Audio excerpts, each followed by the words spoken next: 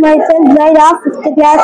Today I am telling about luminous, non-luminous, the objects which by themselves emit or radiate are called luminous object. Luminous object. The which do not emit or radiate light are called non-luminous object.